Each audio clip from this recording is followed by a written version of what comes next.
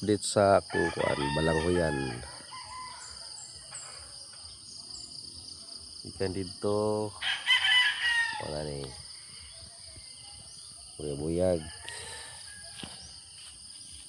baga kayo og tambok. Muna kong gipalimpyuhan gasto gig mga 4,000 plus pagpalimpyo ng mga sagbot. May sagbot na usab pero arang na lang kay nakauna naman ang mga balanghoy. So gilabayan na mo ni urea para mo makakuha siya nitrogen niya para mo tubo siya.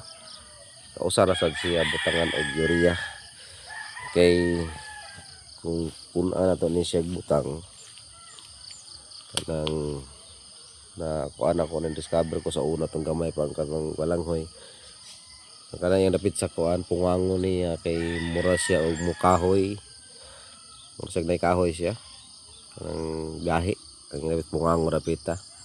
So kausa na butangan ni siya anto na gini siya i-harvest. So ma-harvest na siya mga 8 months to 1 year o up.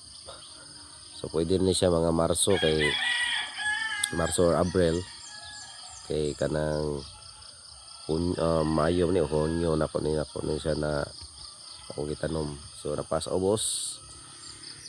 Napay balanghoyan ako sa ubos. So ano siya human ani ito plano ko ani kaning usa ka luna. Plano ko ani nga manihon ko ni kaning usa ka luna dere usa ka box mani. Ako ni ipadarog taman kay para bulaag ang kanang kuan yang yuta sa ubos. Sa plano ko og gikan kanang luya ya punan ko ni og prutas dere punan sa na ko ni kuan dere langka og mangga kanang gagmay nga mangga dwarf katimon sa ubos. Punan ko dito avocado nya mga lansones o rambutan o durian. So tinla ko mosulod dito kay basa man yamog man o kita na to basa-basa siya yamog siya good. So mao na siya ang kung kuan balanghoyan.